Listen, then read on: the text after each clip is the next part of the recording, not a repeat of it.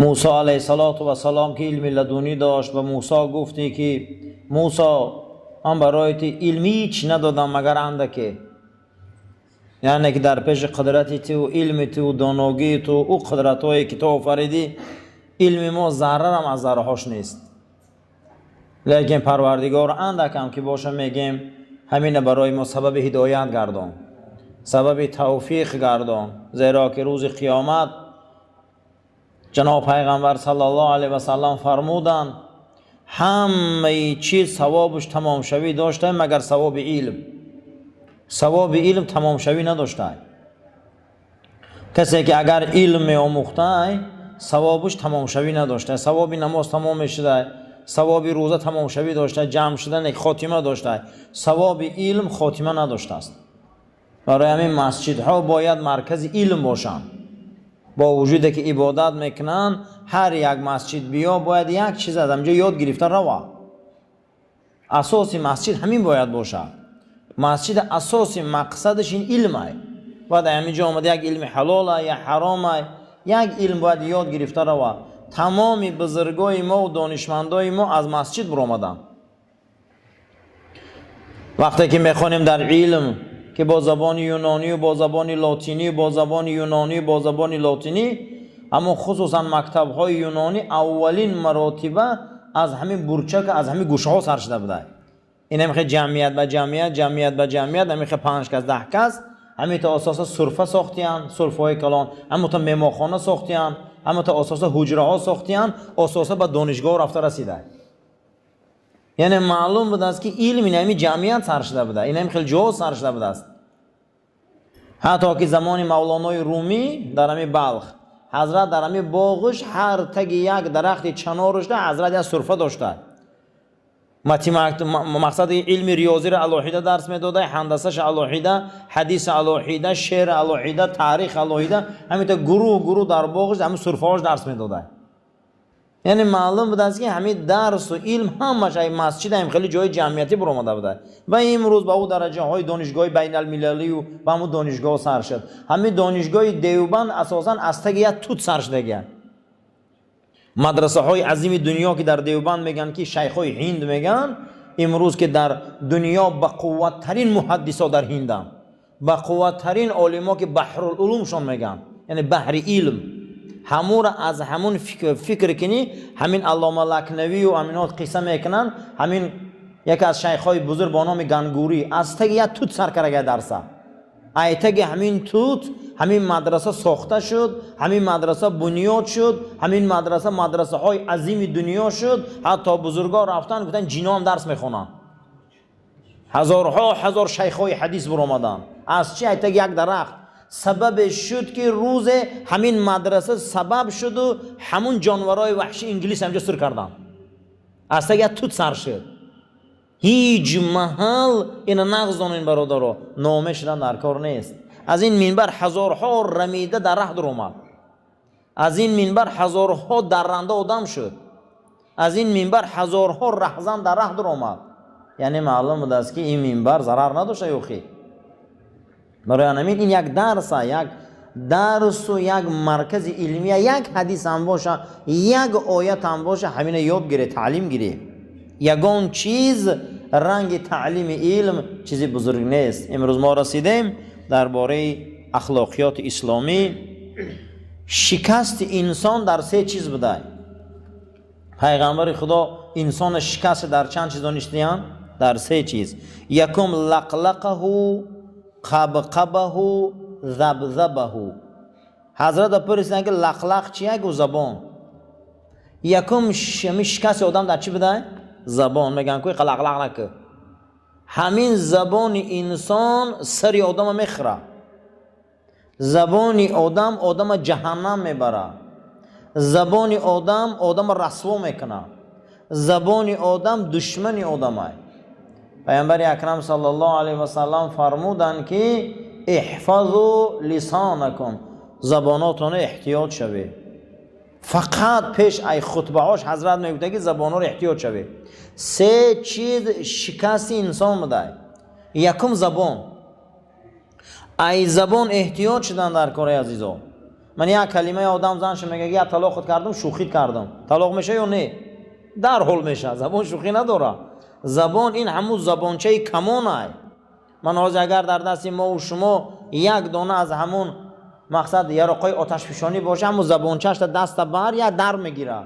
وای زبان همه سخن همه پرید دیگه. تو به زوره میکنی زوره نمیکنی وای همون میلش رفت دیگه، همون تیر وای برقرار کردن نمیشه دیگه. عمری ما، زندگی ما، حیات ما، زبان ما، این همون زبانه که همون آتش فشانی همون یراقه، همین در گرفتی. من همین حاضر همین جدا هر کس یا سبحان الله گفت همون در گرفته رفته سه بالا. اگر یک به معنی گفت همین یکم لقلقه، زبان احتیاط شوه. زبان بسیار احتیاط شدن در کاره. دویم قبقبه. قبقب چی بوده حضرت پرسیدن؟ گفت البطن، شکم. سه چیز آدم رسوا میکرده، یکم زبان، دویم چیز شکم. اینمی برای انمی شکم آدم رسوا میکنه. فقط دعا کردن در کاره که خدا همین مواد قناعته، همین زندانه ایروی شکم هم بسیارش همین فکر کرده استی ایروی همین شکم های.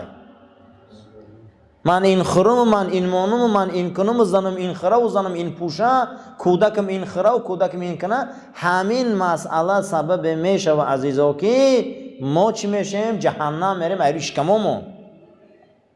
هیچ کس ای گرسنگی از دنیا نمیگذره، لیکن افسوس که قناعت نداریم. حضرت رومی هم آورده است که با داده قناعت کنو با داد بیزی. اما خدا دادگی در قناعت که زندگی که در اوج تکلف مشو آزاد بیزی. و چیخت در زیر بلافت برده میتی خیلی همین روز نشد پگه میشه انشالله خیلی این هفته نشد هفته دیگه میشه زیغ نشوه. برای همین میگه زیر تکلیف نرو، کلفت و عذاب در نرو. انسان ها برای دنیای دو روزه میروان گره فروشی میکنن 10-15 سال عمرشون در زندان های. نخواه کمی زندگی باشه. برای زندگی دو روزش رفته دزدی میکنن 5 سال 3 سال در زندان میروه.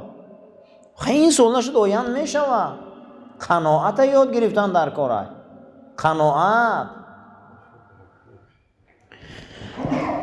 دویم قبقبه. چی بوده؟ شکم. برای شکم چون زیغ نشوه. چیزی را که خدا اگر در ما تقدیر کرده باشه او را هیچ که خورده نمیتونه. قسم به خدا. کسی را که خدا تقدیر کرده است که هر چیزی را که معده ما میدره هیچ کسایی ما گرفته نمیتونه. اگر تقدیر کردگی نباشه کو ما اگر رنگ تورتانکو در 10 دیوال تار مونیم کو هیچ مدریخ ما نمیغلطه. بعضی انسان ها رنگی تورتانک هم در 10 جا دام موندگی هم تورتانک بارین، اما یک ماده یک دانه پشه میغلطه. وای خدمت رزقه برای شکم شده هیچ مال جهنم نرویم، هم زن هم مرد. حتی که حدیث صحیح بوده است که رسول اکرم صلی الله علیه و سلم فرمودند که شب معراج زنهای را دیدم که زباناشون یک گز از دهن بیرون کردن 60 سانتی متر. بعد از او جبرائیل پرسید این کدام زنهای خیلی در عذابن؟ گفت این همون زنهای هستند که شوهراشون همون قوه و قدرت کار نداشتن، مجبور کردن که همین را میکنی.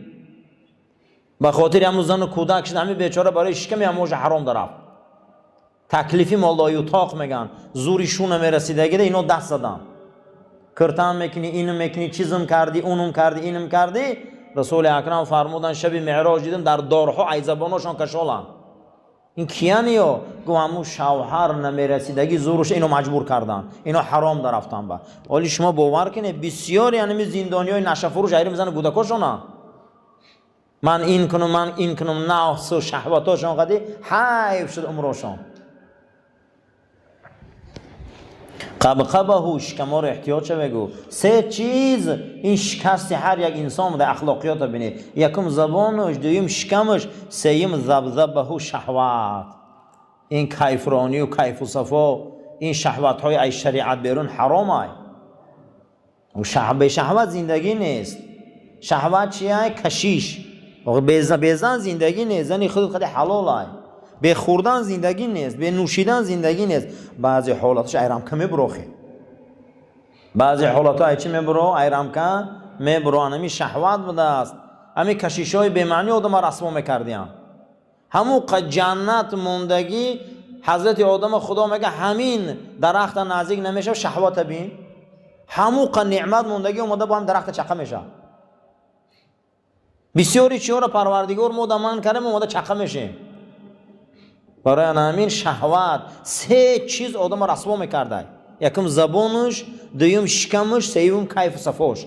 سه چیز. اما بزرگان هم میگفتن ارواحشون دارن که مستی با پستی، همین مستیش چیه؟ شهوت. سه چیز. اکنون امروز یکی از اخلاقهای رذیله که ما صحبت میکنیم این کدام اخلاقه؟ همین زبان. این چه اخلاقه؟ دروغ.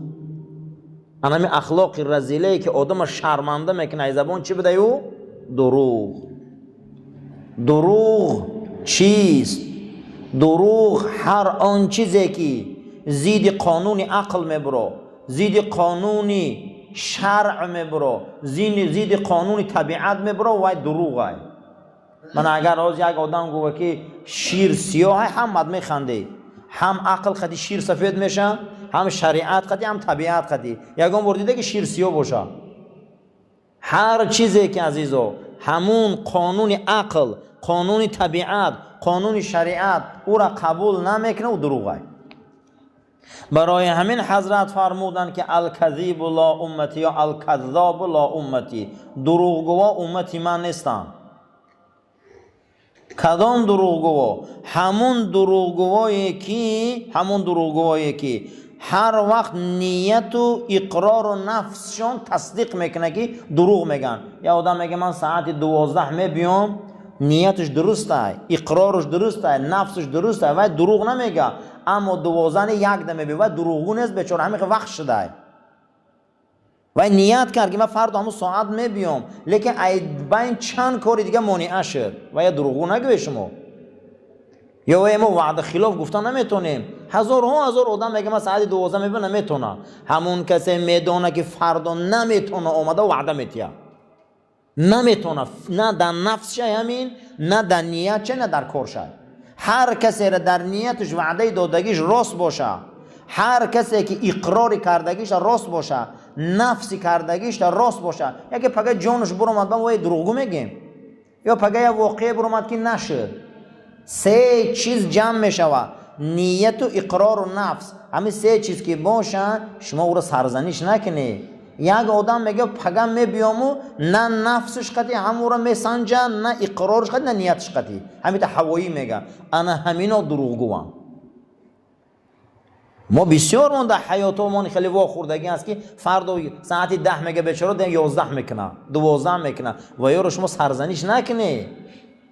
اینا دروغ های هستند که نزد پروردگار اگر این عادت کنه عمرش گناهگار، اگر عادت یا بار اینا عادت این گناهگار نمیشه. و خیلی زندگی حیات های ما در اختیار خودمون نیستیم، ما در اختیار خودمون بوده نمیتونیم. یا حالت های هست که آدم همون ساعت اومده نمیتونه.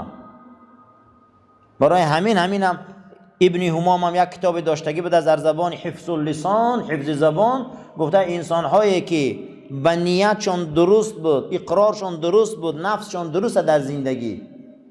من حضرت عبدالله ابن عمر فرزندکای معده زیاد داشته، هر روز میگفته خندتون میبیارم، نه که نمی آورده. ابن عمر دلیل آورده، هر روز میگه خندتون میبیارم. همه آتا میگه که فقط چرخات میگیر معده کی، بیچاره نمیبیاره و شرایط نداره و دروغ میگی. همه پدرها ما رو وعده کردگیان. اول در بحثای میبیایم که او دروغ حساب نمیشه و کدام چی دروغ حساب میشه. رسول اکرم صلی الله علیه و سلم فرمودند که از همه وزبینترین دروغ کدام دروغ حضرت؟ گو امید یک کس شکستن. همه دروغ وزبین چی بوده است؟ یک کس امید کردم و امید دادگی میبی، امید همون رو چیکار میکنی؟ میشکنی. همه دروغ بد انامین بوده است. از همه دروغ بد امید یک کس چیکار میکردی؟ میشکستی. دویم انسان های هستند که دروغ به خود عادت کردن، در هر یک کلمه شان یک جای امور دروغ میگن.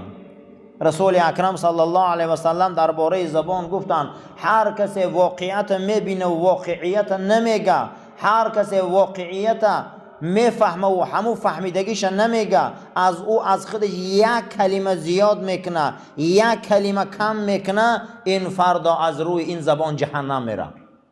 رسول اکرم صلی الله علیه و سلم گفتن امتی کالمرآتی، لفظ حدیث امتی من نسبت یکدیگرشون مثل آینه هم.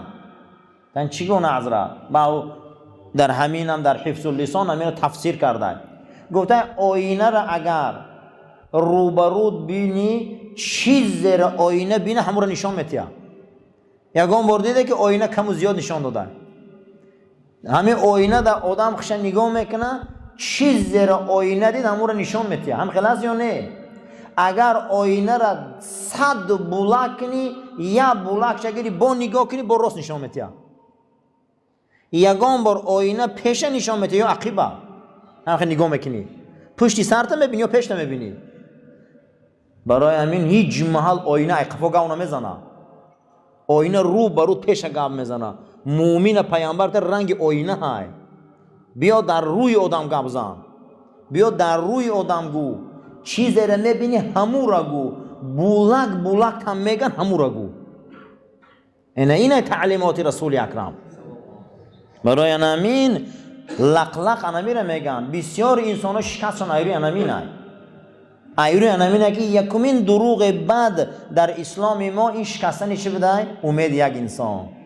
فرق نداره آدم، بسیار انسان ها را آدم وعده میتین بیچاره امید کردن میرن تلفن میکشن و میگریزن دیگر نمیبیان. بدترین دروغگو انامیان که آدم ها را وعده میتین به امید همون میره. در چندین برادر آدم خونکی ها ایستادگی بیچاره ساعتاش قطعی در همین بارانو ایستاده. بدترین دروغ انامین بده است. وعدهش میکردی و میرفتی امید کرده امید چه میشکستی. مومن باید رنگ آینه باشه عزیزا. حضرت ابن عمر ارواحش نمرون بسیاری حالتا فرزنداشان چی با قند و بنا همین شیرینی ها وعده میکرده حضرت مایده مایده بدستیان. ما دروغ های داشتیم که رخصت بدیان. من یه حالتی هسته که دو امر دیگری هسته که با آدم پست میکنه، آدم میشکنه. در دیگر حدیث پیامبر اکرم صلی الله علیه و سلم فرمودن که دو جای دیگرتون احتیاط کنه که شما از این دو جا جهنم میری. حضرت پرسیدن که چیه؟ صحابه پرسید، گفت بین ریش و بینیتون. بین ریش و بینی ده چیه؟ زبان. دویم گفت بین زانو و نافتون. چیه و آلاتاتون؟ ای آلتا زینا سر میزنه، ای این زبان تولد میشه تهمت، بهتان، دروغ، اغوا، دشنام، همه این ای زبان میبرو. اینا گناه های کبیره هم. کسی زبانش اداره کرده تونه چشمش اداره کرده میتونه. کسی زبانش اداره کرده تونه بینیش اداره کرده میتونه. کسی زبانش اداره کرده تونه گوش اداره کرده میتونه. کسی زبانش اداره کرده نتونه هیچ جاش اداره کرده نمیتونه. برای پیامبر یکم از زبان سر کرد. زبان همیخل برق باری گاب میزنه بسیاری کارا را، اما ما نمیدونیم او گناه های، لیکن گناهی برابر دی قتل های من غیبت. ما در زبان اون جنایت های را میبیاریم که برابر دی آدم دوزی، آدم نابود کنی های. من نمیمه و شهوت رانی و دیگر چی. از همه چیزی بعد امروز دروغ های. زیرا که رسول اکرم صلی الله علیه و سلم انا همین چیکار کردن؟ از زبان امر کردن که از زبان بسیاری چیزا میبره احتیاط شوی. دروغ و خبرکشی و مدح ظالمین و مدح و تعریف یک فاسق و یک کاری به معنی، ای روی این زبان چی؟ ما فردا جواب پرسش داریم برادر و امامو. در حدیث گوهربارشان حضرت آوردیان که هر کسی میخواه که زبانش پاک مانه، یگانه چیزی که زبان پاک میکرده این اعتقاد به خدا بوده. اعتقاد به چیه؟ به خدا. همین کسی خدا دا باور داشتگی باشه، همین ریسخته کیه؟ او خیلی چی در سودا دروغ میگی؟ چی در سودا قسمی به معنی میخری؟ چی در امور دنیا گپی هزار یک دروغ گپ میزنی؟ ریسخته خدا هست یا نه؟ ریسخگیر کی؟ ریسخ کی زیاد میکنه؟ ریسخ کی کم میکنه؟ او وقتی که تو همین را دونی چی نمیگی؟ میگه معلومه که همون را هم خیلی نمیدونی که تو میگه میگی. باور نداری اما خدا دا اعتقاد نداری. و وقتی تو خدا دا باور داشته باشی چی میترسی دیگه؟ اعتقاد تو که درست باشد یگان دروغ با یگان کار به منفعت خود نمیگی. امروز بسیاری حالتا به منفعت خودمون دروغ میگیم. حتی حضرت علی کرم الله وجهه را پرسیدن که اگر دروغ نگویم زندگیمون پیش نمیره. آزم خیلی میگم حضرت گفت که برای آنکه شما خدا دستاز باور نداره زندگی ما رو کی پیش میبره؟ زندگی ما رو کی بر هم میزنه؟ جانی ما رو کی میگیره؟ جانی ما رو کی میتیه؟ ای همین جان یگون چی قیمت هست و چقدر زندگی ما رو با او پیش نمیبرده. عقیده‌مون درست نیست، برای دروغ میگیم. با منفعت‌های خودمون زبانمون هزار خیر روغن کرده تا میتیم. برای اینکه خدا دا باور ندارم. برای همین خدا دا باور داشته باشه نمیگن اینو. خیلی درباره دروغ‌های مصلحت آمیز می‌بیاییم ان شاء الله با چند نمود دروغ رخصت ای. چند نمود دروغ رخصت ای با درو بابت فرد جمعه دیگه برآمد میکنیم. اللهم ربنا آتنا في الدنيا حسنة وفي الآخرة حسنة وقنا عذاب النار وصلى الله تعالى خير خلق محمد وعلى أصحاب الأجمعين آمين يا رب العالمين. سفر راس گیره و تلفن